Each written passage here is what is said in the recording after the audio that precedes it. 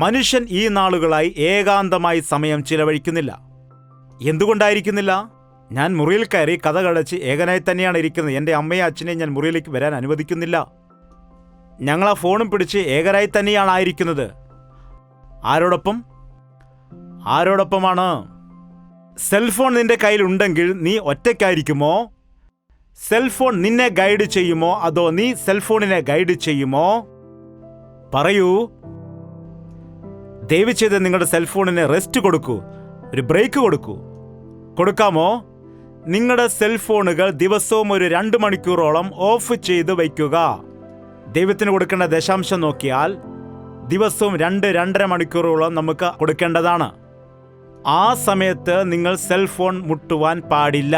നിങ്ങൾ ദൈവത്തോട് സംസാരിക്കൂ, ദൈവത്തിന് ഫോൺ ചെയ്യൂ. ദൈവത്തിന് ഫോൺ ചെയ്യുവാൻ സെൽഫോണിന്റെ ഒന്നും ആവശ്യമില്ല.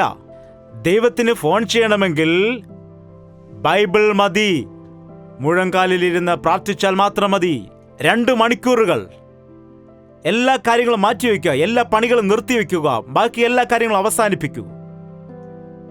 ദൈവത്തോട് സംസാരിക്കുക. നിങ്ങൾക്ക് പ്രാർത്ഥന വരുന്നില്ലെങ്കിൽ നിശബ്ദമായിരിക്കുക. ദൈവം തന്നെ നിങ്ങളോട് സംസാരിക്കും. നിങ്ങൾ മൗനമായിരിക്കുക.